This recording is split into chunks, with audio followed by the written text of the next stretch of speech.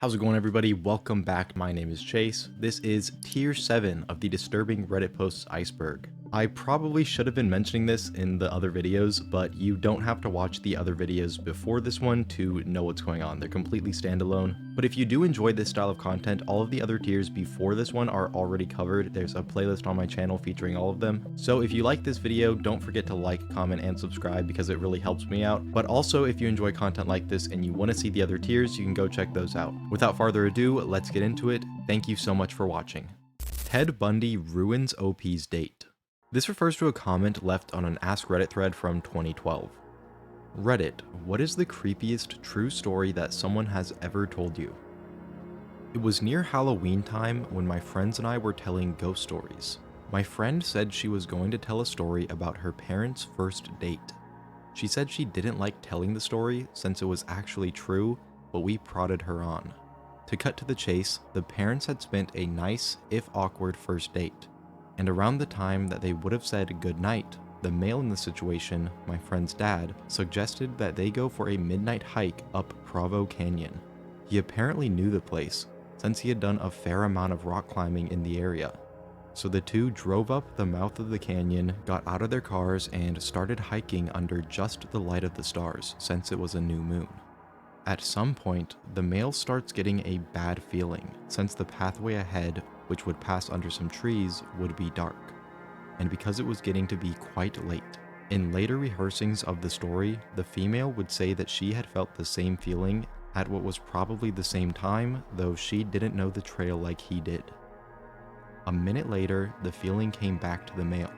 He ignored it again and started walking a bit of the way into the trees when his foot hit something soft in the middle of the path. Under the trees, it was too dark to see what this soft thing was, and the feeling came back stronger than ever. Instead of finding out what his foot had bumped into, he and the female both agreed to hightail it out of there. Years later, after being married for some time, they were watching an interview with the serial killer Ted Bundy. In response to a question asking him to describe the time where he felt the closest to being caught, he explained about the night that he lured a girl into Provo Canyon and had just killed her when he heard some people coming up the trail. He explained how he hid in the trees just in time, only to watch some guy walk right into the body, and for some reason just turn around and walk away. We'll never know if it actually made any difference what he did, but he could have just looked down and then called the police afterwards, and they could have caught Bundy sooner. It would have literally saved lives. Persona Perv. This refers to a user who would commonly post on the Persona subreddit saying that he wishes that Anne, a character from Persona, would have been cacophobic, which is an intense fear or dislike of ugly people. Writing under one of his posts, I developed a severe type of cacophobia, obsession with my own appearance, and a disgust when I see ugliness in other people. As a result of my problems, it's difficult for me to take Anne seriously as a character, when she doesn't display even a hint of this, not even a tiny whisper of it. A lot of people have chalked this up to this guy just being a troll, with others thinking that he's just a little bit weird. I really don't know why they would think this guy is trolling. By Reddit standards, he's probably one of the more normal ones. Dogman. The Dogman is a cryptid said to be a large bipedal canine. Alleged sightings of the Dogman typically report the beast to be around 7 feet tall, with the body of a muscular man and the head of a wolf or German shepherd. Unlike a werewolf, the Dogman is said to be a permanent creature and is unable to transform between human and canine. The first supposed sighting of the Dogman was in 1887 in Wexford County, Michigan, and since then there have been hundreds of other alleged sightings, including many posted to Reddit. I'm not really sure why this one's here. It didn't originate on Reddit, and it seems much more fitting for a cryptid iceberg, which, side note, I would love to do one of those in the future, so let me know if you guys would be interested in that. But yeah, it feels kind of random being here. Blackmail got him his wife. This was posted to the relationship advice subreddit in 2021. My 31 female husband, 32 male, blackmailed me into staying in our marriage, and now my family have given him more ammunition over me.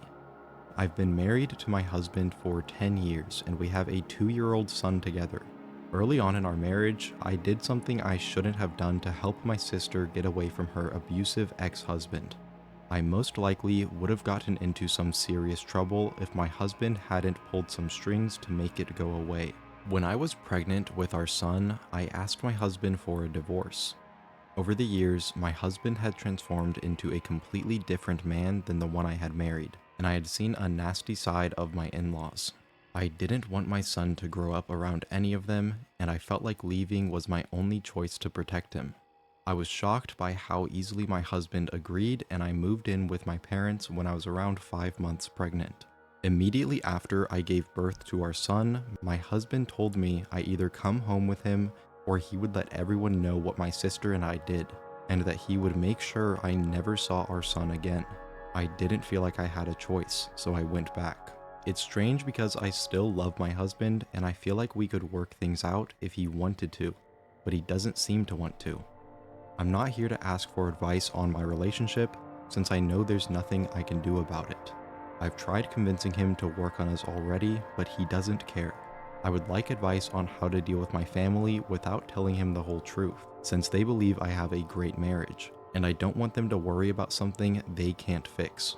Recently, I tried to stick up to my husband when he was bossing me about again.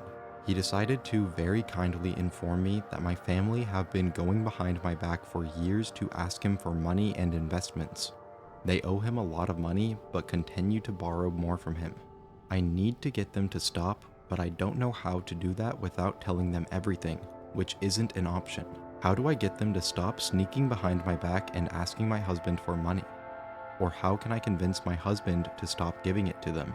In the comments, OP adds, I wrote it in another comment, but I paid someone to beat up and scare my sister's ex. I wasn't sure if including it in the original post was against the rules, so I didn't mention it to be safe. Very awkward situation to be in, but she actually got a lot of good advice on Reddit, with many telling her to look at the statute of limitations in her state to ensure that she can't get in any legal trouble for the crime, and to get away from her husband regardless of if her family's borrowing money from him, because that really has nothing to do with her and isn't her problem. Special delivery. These are so vague. There's a million different stories on Reddit about being a delivery guy and having a horrifying experience, but this is the one that stood out to me. I, a pizza guy, intercepted a kidnapping during a delivery. I delivered pizza and I'd been having a really busy night, non-stop back and forth, without any time to even pause and take a leak. I'd been so busy that I wasn't really thinking about bathroom breaks. But we're also going through a bit of a heat wave in our area, so I've been drinking copious amounts of water. All of a sudden, as I was driving to this particular delivery, the urge to go hit me. Like things went from 0 to 60 in an instant. Thankfully, I was close to the customer, so could get this one over with quickly, or so I thought. I pulled up to the house, and it was an area I'd delivered in before, so I could immediately see that something wasn't right. All the lights were off in the house, not even the glow of a television or anything. It was extremely apparent because the streetlight closest to the house happened to be out of order. And on top of it all, the block was dead quiet. This is a big university area, and obviously there aren't many student renters in July, but there had to be at least one person because someone ordered this pizza. Maybe they just liked sitting in the dark, or they were out back in the yard, whatever. I just didn't want to get out of my car and knock on a quiet house in the middle of the night, without first checking that I had the correct address and the customer was inside. It was scorching that night, even after sundown. My car's AC is a joke, and the piping hot pizzas don't help things much, so I had to try to open the car door as infrequently as possible to keep any cool air in. I called the number the customer provided, and the voice on the other end said, kind of briskly and out of breath, "Yeah?" I just tried to keep it clear and concise. "Hey, it's your pizza out front, but there doesn't appear to be anyone home." And the customer replied, still gasping for air, "Yeah, I'm not home." I had to pee so badly at that point that I was much less patient than I'd otherwise be with a customer right out of the gate. "Well, then we're going to have to terminate the order, because I've arrived in the stated delivery window, and you were supposed to pay in cash, so I don't know what to tell you. Plan ahead next time." I instantly regretted letting my bladder do the talking for me, as the voice on the other end came through more clearly as a young, bubbly, and very distraught girl who couldn't have been older than 20 or 25. "Oh my gosh, I'm so sorry. I was running down the street so I could barely hear you," she cried. "I just switched you out of my AirPods. Is that better? Sorry, I completely lost track of time at work, but I knew you were coming. That's why I'm literally running home right now. Please don't leave. I'm starving and I don't have a car. Seriously, please don't leave. 5 minutes tops, okay?" I know what it's like to be hungry and running late and have no car but not live near any restaurants. Plus, when I heard her voice, I began to remember more specifically having delivered to this place a couple times before, and she'd always been perfectly nice. Now I felt bad for snapping at her. I tried to walk it back while simultaneously looking out my window for potential spots to pee. No, my bad. I'm letting the heat get to me and it's not your fault. No need to rush. See you when you get here. I hung up and, while surveilling the street, was starting to think I was really out of luck. All the other houses had people in them and were close together, so there were no clumps of trees or out-of-the-way patches of land or anything. Of course, I had just tossed my empty water bottle at the last delivery because I'm an idiot. Finally, I decided it was escalating to the point of an emergency, and the safest bet was to use a bush in front of the woman's house. She wasn't home. The streetlight was out, so no one would see me. The people who were home were inside. My car was parked across the street, and we're a small shop who don't wear uniforms, so if someone did spot me, they'd have no way to connect me to my employer. Animals pee outside all the time. Humans are animals. This is fine. I scurried over to the tallest bush in her front yard. She didn't really have much of a yard, more just a walkway lined with bushes and flowers that ran adjacent to her front door. The biggest cluster of bushes, the only one where I could be sure there would be no visible splatter on the side of the house, was about 4 feet from her door. I looked both ways, unzipped, and let it fly. After the initial millisecond of relief, I noticed the sound was way off, more like pissing on something solid than something leafy. I started panicking, thinking I'd aimed wrong, but once I start, I can't stop midstream. So I started squinting into the darkness to see if maybe I was hitting a key rock or something and could just move a few inches over. Instead, all of a sudden, I heard a way more concerning noise. A deep voice exclaiming, "What the fuck?" And before I could turn around, assuming I'd been caught by a neighbor, a man came leaping out of the bushes. He blew by me, brushing my golden shower off him as he did. He spit pretty emphatically on the ground, so I think I might have beamed him right in the face. I didn't see where he went after a few paces, though this next part is kind of a blur. I do think I remember hearing a car screech out from a bit farther away after a minute. I'd gotten some night vision by that point, so I was able to make out his height, build, and outfit, but only the most general details of each. I was in such shock that I didn't even put my rod away. I just stood there trying to figure out what had just happened. The reality was so terrifying that my mind refused to accept it, and impulsively searched for a reasonable explanation that could make everything okay. I thought, could these bushes lead to some backyard area and just looked like they were against the house? Could they have been obscuring an open window? My inner voice was desperately screaming, "Bruh, that man was wearing a hoodie in 90-degree weather. That was a bad man. You're in a bad situation." But the very idea that I was within inches of a guy who would be hiding in bushes at all, let alone in front of a young woman's house at night, just wasn't something I was ready to grapple with yet. I was coping by not coping. My fight or flight response totally failed me at that point because my dumbass did the absolute last thing I should have done and approached the bushes to try and validate this. There must have been a good reason for a man in a hoodie to be behind these bushes in the middle of the night. So I walked over to the side, turned on my phone flashlight, and tried to peer around the line of shrubbery. Pro tip: as scary as things may look in the dark, seeing them with a single beam of your flashlight can sometimes make it even worse. That's when I saw the bag. There was a tattered drawstring bag sitting behind the bushes, slightly splashed with pee. But I was in such a moronic daze from shock that I groped around for it, thinking, see, this is it. This will explain why he was back here. It explained it. Once I maneuvered it over and pulled it open, I saw a sharp knife, a roll of duct tape, and a bottle of pills. The delusions officially broke at that point, and all the adrenaline, endorphins, and self-preservation instincts that had been suppressed kicked in 10 times over. I became whatever the opposite of dazed is, more laser focused than I have ever been in my life, with one singular goal: get back to my car.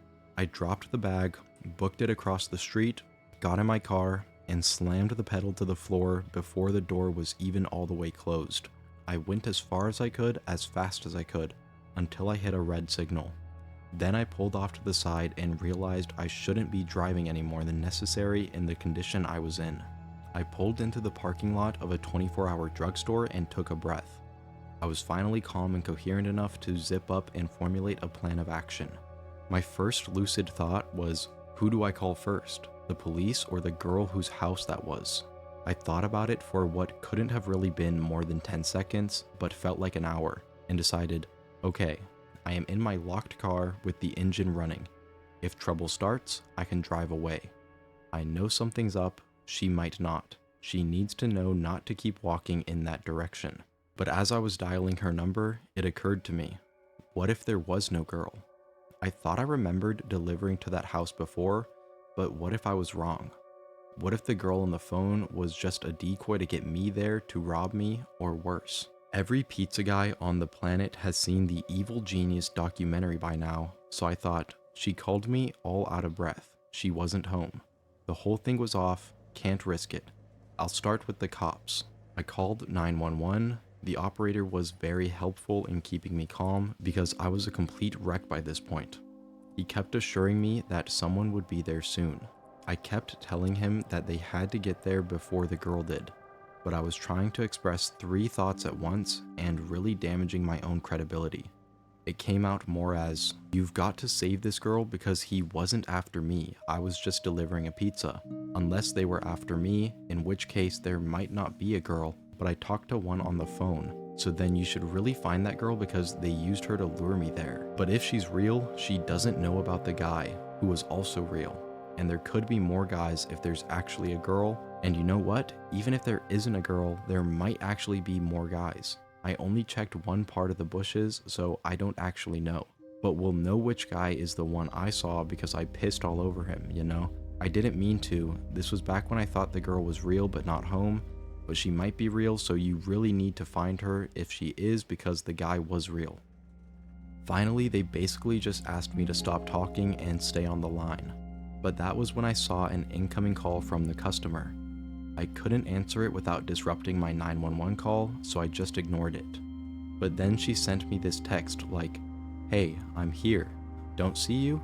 I told 911 she was there and they said officers were only minutes away. But who knows how long that meant, especially after I'd given such a scattered account of the events in my panic.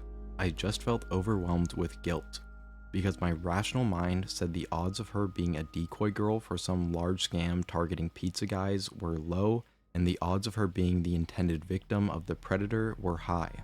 So I put my 911 call on mute, where I can hear them but they can't hear me, and turned back, heart absolutely pounding out of my chest, compulsively muttering, fuck, the entire way. Then I took 911 off mute and told them I had returned to look for the girl. They weren't happy about that, but I saw her meandering past the parked cars in the street, looking to see if one was mine, and I waved her down, flashing my brights. She bounced on over to the window of my car, happy-go-lucky. I figured that was a good sign that she wasn't in on whatever this was, but I was just so scared to be back in the general area and to not know what had just happened or what was going to happen. I kept whispering, get in, and she was like, get in? Huh? Oh, you want me to get the pizza from the back? I didn't want to make the same mistake with her that I had just made with 911, so instead of trying to tell her the whole story, I stuck to the bare basic facts. There was a man in your bushes. I'm on the phone with the police. I don't know where he is right now. Please get in the car so we can lock the doors. I was barely able to even get those sentences out, and I was shaking like I'd just had 10 cups of black coffee. I held up my phone with 911 on the call screen to verify it for her. I thought that was why she got in the car with no further explanation, but it turns out that wasn't entirely it. You still there? Is she with you? Are you safe? Is anyone else there? 911 kept checking in, not knowing who the third party I was talking to was. I reassured them, and we drove, more cautiously this time, to a location 911 instructed us to wait at to speak with police after they cleared the area. I didn't actually have to do much after that. The police came pretty soon after, a police car met with us, I gave a statement telling them everything I observed, and she went to go speak to more officers in more detail than they needed me for. It turns out the reason she got right into the strange pizza guy's car without probing any deeper into my story is because she knew who the man was right away from my description. She had an abusive ex-boyfriend who was apparently psychotic enough that he immediately came to mind from hearing, "There's a guy in your bushes." She later called us to thank me and insisted on leaving a huge tip. I wasn't there when the call came in, so the kid who answered didn't know to refuse to accept the money. But the manager already promised the next time we see her, we can load her up with enough 1 free pie cards to last a lifetime. Easily the scariest thing that has ever happened to me, on the job or off. I don't get the chance to tell the story much because I try to avoid sharing it with anyone who could possibly know the girl or know of the event. But I'm still not the same sense. Even though I know he didn't have anything to do with me directly, this truly shook me to my core. So, man in the bushes, let's not meet. What an insane experience. Imagine you're just trying to take a leak on the clock and you accidentally blast a potential kidnapper with a golden shower. He's definitely a real one for going back and helping the girl though. I feel like most people would have just driven off in that situation. The next entry is Weird Dad. This is another gross pervy one. It's a dad who seems to have a special interest in his biological daughter that started when she was only 9 years old. Yeah, dude's just a creep. On to the next one. OP's Mysterious Scars. Pretty self-explanatory title. This was posted to the Glitch in the Matrix subreddit. So this is something that happened a few years ago, and I would absolutely love to get some answers about it. I'm open to any explanation because I haven't been able to come up with any solid ones. Back in 2018, I noticed a scar on my finger that hadn't been there before. It was a clear, distinct slash, probably about 3/4 of an inch right across the palm side of my middle knuckle. It was pale and silvery, like it had been there for at least a couple years, and when I ran a fingernail across it, I could feel a small ridge of scar tissue underlying it, like I would if it had originally been a somewhat deep cut. When I first noticed it, I was baffled. I didn't remember any scar in that location, and I didn't remember any sort of injury that could have left it. But I can also admit that I scar pretty easily, and I don't have the greatest memory. If it was just a scar I didn't remember getting, I'd be willing enough to just accept it as a glitch in my own brain and nothing else. The thing is, the scar was absolutely not there a couple days earlier, and I can prove it. I make jewelry as a hobby, and just 3 days before, I had sent pictures of my hand holding a pendant I was working on to one of my friends, and there is very plainly no scar on my finger in those photos. It's now been 4 years and I still have the scar. I think it's faded a little, but it's still visible and hasn't really changed in shape or size. I shared the photos and the story with my mom and a couple friends at the time, and none of them had any answers either. Even ignoring the photos, it's clear enough and in a location that I just don't see how I could have gotten an injury like this and forgotten about it. It looks like it probably would have been bloody, painful, and been aggravating to deal with while it healed. I've found nicks and bruises that I don't remember getting before, but nothing like this. The only explanation I've ever come up with is that, as you can see in the photos, I was doing some wood burning at the time, and I guess could have theoretically burned myself and missed it. I tried wrapping my hand around the wood burner, turned off, and the circumference of the scar could maybe line up with the edge of the round metal part at the top beneath the plastic handle if the angle was right. But that still doesn't make much sense to me. First of all, it's my left hand and I'm right-handed. Second of all, I would have had to wrap my finger around the metal part while it was on, and I couldn't come up with a scenario or position that would have caused me to do that, especially since I've been using that burner for years and have never managed to do anything that stupid before. Third of all, I have burnt myself with that wood burner before, including the top round portion, and it's instantly and very noticeably painful. I can't imagine myself getting a burn this large and just not noticing. It's not like it's hot enough to instantly result in nerve damage. Finally, there was never any redness, pain, or blistering. I've poked and prodded at it, moved my fingers around, and it's never felt any different than any normal year's old scar. To this day, it's just a total mystery that's baffled me ever since, and I would love to get an answer. Does anyone have any explanation? Has anyone else had something like this happen? Many other Redditors reported similar experiences in the comments of this post, saying that they have had scars seemingly just pop up out of nowhere and they have no idea where or when they got them. Let me know if you guys have any theories about this or if the same thing has ever happened to you. Tree pervert. What's up with all the freaky ones on this tier? In 2019, this post was made to the Let's Not Meet subreddit. Only a short encounter, but revolting nonetheless. Back when I was a teenager, me and my friends used to all park up at the country park here in the UK, smoke pot, listen to music on whoever had the loudest sub, and chat. It wasn't unusual for us to be there for hours, ranging from 5 PM up until 2 to 3 AM. And as everyone with a human body would know, it's a long time to not go for a pee. So it was inevitable that at some point we would need to go. However, this being a country park, I can assure you there was no toilets around, so you had to just find yourself a big enough tree to hide behind. There was around 10 of us, a mixture of guys and girls, but mostly guys. As is female motive, when one of us has to use the bathroom, at least one other will accompany them. I was desperate, and my best friend said she would come with me to keep a lookout. Looking back now, I'm so glad she did, because either no one would have believed what happened next, or I could have possibly been hurt or worse. The trees were extremely close to where the cars were parked, and we were sticking close to everyone as it was around 11 PM and really dark. We found a suitable place for me to do my business, and my friend stood on the opposite side of the tree as I pulled down my underwear and squatted down. Like I said, it was very dark, and the only light that we had was the car headlights that were pointing the opposite way to us. Mid-pee, I'm aware of something extremely close to me. I'm talking 10 to 20 inches away. I began to feel very uncomfortable, and as I'm trying to focus in on what I'm seeing, it's moving and tall, and as my eyes adjust, I can make out a pair of dirty men's boots right next to me. I look up slowly, frozen with fear, and my eyes have adjusted enough for me to see everything. His trousers and underwear were around his ankles, and let's just say, he was coming to the end of a very vigorous play. I screamed like I've never screamed before, which in turn made my best friend scream before she even noticed what I was screaming at. Not caring that I was mid-pee, I dived out of the trees with my best friend just in front as the guys ran over. Mr. Tree Freak disappeared into the forest. Easily the scariest thing that I have ever been through. There's a lot of freaks and a lot of pee for some reason in this tier. I'm sorry you guys have to watch this. OP killed his sister. This is another post from the relationship advice subreddit.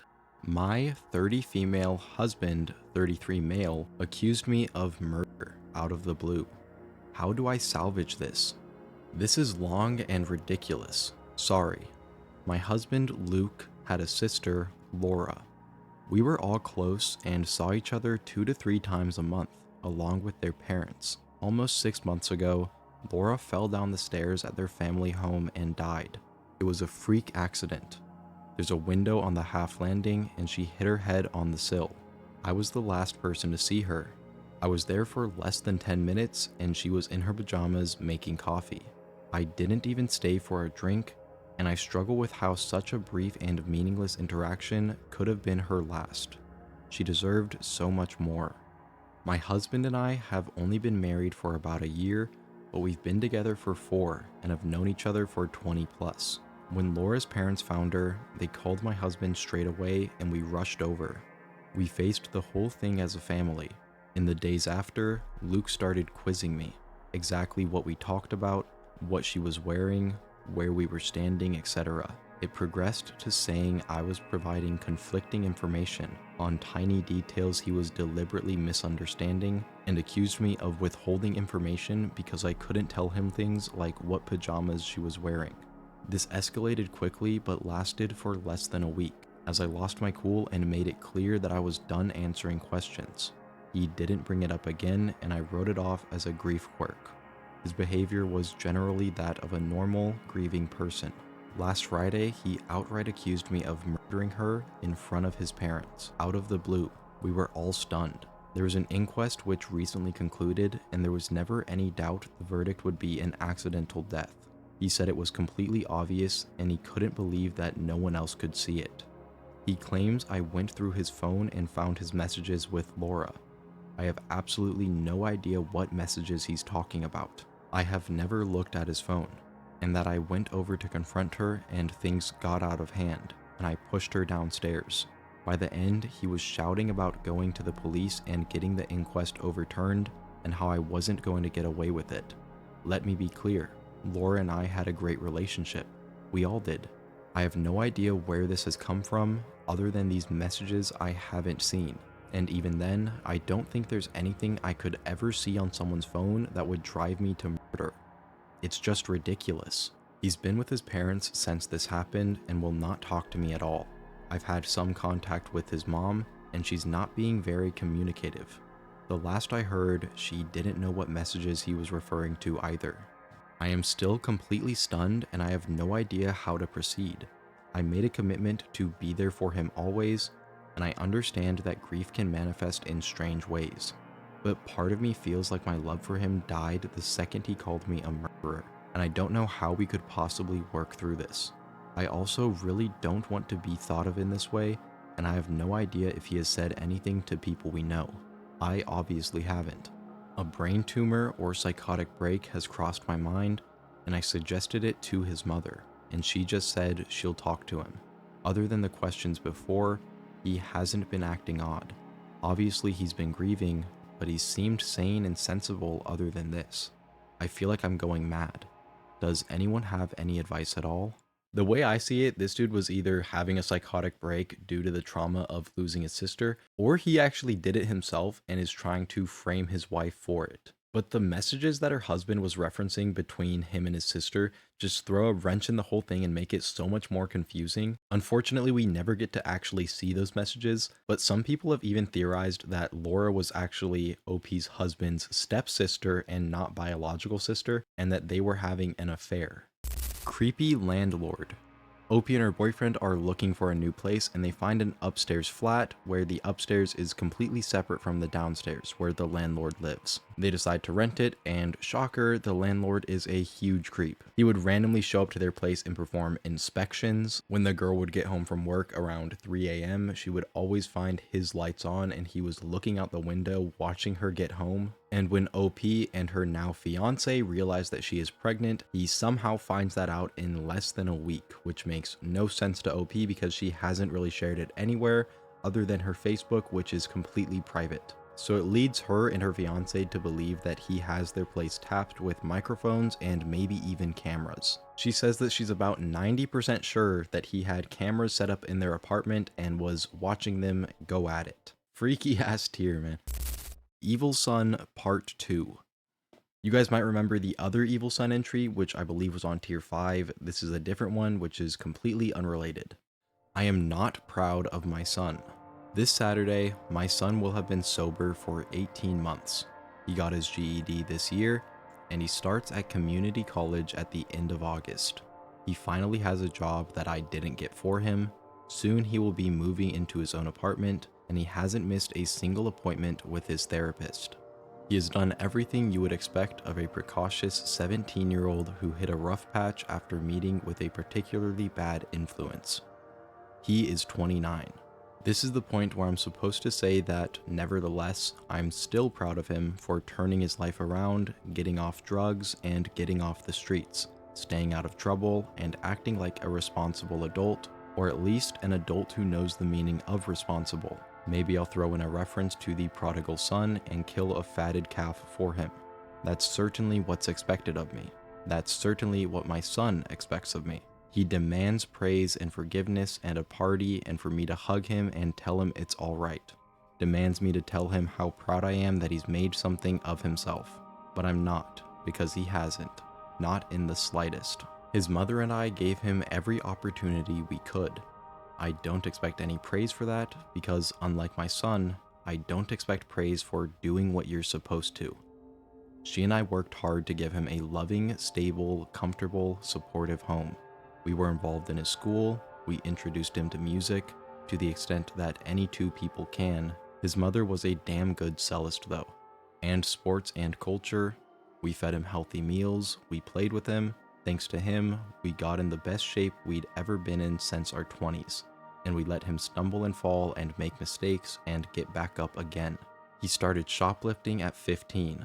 The first time we caught him, we bodily dragged him back to the store, made him return the copy of Grand Theft Auto and apologize, and offered to pay for any damages.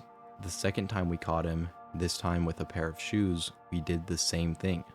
The third time, we started going to family therapy. Therapy seemed to go well, and after a few sessions, the therapist asked for a few one-on-one meetings with him. After 2 of those, the police came knocking on our door because the little shit had concocted some story about how we were a religious cult who essayed him for breakfast every Saturday, and the dumb chicken shit therapist actually believed him. Rational heads prevailed, we fired that therapist, and he went through 6 more in as many months, until eventually we couldn't find anyone who would take him as a patient. By 16, he was drinking. Then we found pot in his bedroom and in our bedroom. He started leaving needles, bongs, and pipes where he knew we'd eventually find them, just to fuck with us. I know this because he said so, in those exact words. He had his first intervention and first trip to rehab that year, and his first relapse. He had to repeat a year of high school at 17, which meant he was now the ringleader of a group of other young dipshits, who saw him as this totemic mentor shaman, who could hook them up with whatever shit they wanted. I'm also damn sure he started fucking around with one of the gang's younger sisters who was 13 around then, but I had nothing to go on but my own instincts, so all I could do was tell her parents to keep an eye on her. No charges were ever pressed, and the family never spoke to me again after that, but they did pull both of their kids out of that school, and my son was furious at me for daring to not let him continue committing statutory SA. He decided to try for normal SA later on. While I was away, he spent an uncharacteristic night at home on his best behavior. After his mother went to sleep, he followed her to her bedroom. He took a knife with him. He crept into the bedroom, straddled her, put the blade to her throat, and slid his other hand down her. I don't know what exactly happened next. I know he held her down and tried to undress her. I know she fought. I know he stabbed her. I know she got away and locked herself in the bathroom before he could catch her.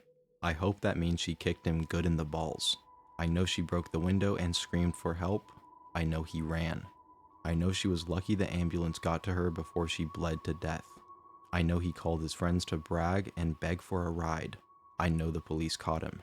I know if I'd been home, or if I'd have caught him, I'd have killed him with my bare hands. The state tried my son as an adult. He pled out, but only after making his mother testify and smiling the whole time. She divorced me a month after his sentencing. I looked too much like him. She killed herself a year later. I would be a liar if I said I didn't blame him for her death, because I absolutely do. He was sober when she went to the room, sober when he pulled out the knife, sober when he climbed on top of her, sober when he SA'd her, sober when he stabbed her, sober when he ran, sober when he called his friends to brag, and sober when the police found him. When I made the mistake of visiting him after the divorce, he laughed and said she'd had enough of him, that I could never satisfy her. When I made the mistake of visiting him after she killed herself, he laughed again and asked how it felt to have some prick take your bitch away. I should have killed him right there. It is to my eternal shame that I did not. They let him out after only serving 3 years. He spent the next 6 years on the streets, in and out of rehab, on and off other people's couches, and would grace me every 6 months or so with a phone call demanding money. Eventually, I refused to talk to him unless it was to drive him back to rehab, and I stopped completely after he stole my wallet. 2 years ago, he came to my house with his aunt, his mother's sister, with crocodile tears in his eyes. He pretended to apologize. I slammed my door. His aunt barges in to try to shame me into forgiving the man who SA'd my wife, caused her death, and laughed about it. He stayed outside. He slashed my tires, threw a brick through my window, and drove off in her car. His aunt had no idea that he'd taken her keys, or that he'd been armed the whole time. She blamed me. He guilted her into letting him stay with her, went to rehab and relapsed, then went again, and here we are. In stark contrast to the ball of shit that is my son and his life, I have watched my friends and colleagues, those who still talk to me that is, children go on to become doctors, lawyers, skilled tradesmen, actors and musicians, academics, entrepreneurs, and career military. I've seen a few start their own families, and even the ones who've had a rough start, or who stumbled and fell, managed to pick themselves up again, or are bravely soldiering on. I have nothing but respect for them. I also note that they do not expect juice or a fucking cookie for having a job and not getting hopped up on meth or essaying their mothers for 18 whole months. My son has pretended to reform before. He has even convinced himself once or twice, but he always backslides, always relapses, always finds new ways to disappoint, always hurts other people for his own short-sighted benefit. His aunt is already at the stage where she is pretending she must have forgotten where she had put some knickknack or piece of jewelry, and has already told me to fuck off after I've warned her of what my son can, will, and has done before, and what he will do again now that he thinks she is weak. When he fucks up again, when he hurts someone else with his ceaseless bullshit, I will not be there to pick up after him. I am through with him. I am through with his aunt. I cannot talk to her without being overcome with rage and shame as I see the stupid, stupid hope I used to have that my son would ever amount to anything, and I do not need any more disappointment and failure in my life. I am not proud of my son. I am sorry for inflicting him upon the world. Unlike the other Evil Son story, this one feels much more grounded in reality, and it's a really sad story. I don't know how people who are so demented can even exist, especially when it seems like they had a good upbringing. Anyways, that was tier 7 of the disturbing Reddit posts Iceberg. If you enjoyed this video, please don't forget to like, comment, and subscribe, as it really helps me out a lot. Again, thank you so much for watching, especially if you made it this far in. I really appreciate it a lot. The support over here has honestly been mind-blowing. My name is Chase, this is Scare Files. I hope you enjoyed the video, and I will see you in the next one. Peace.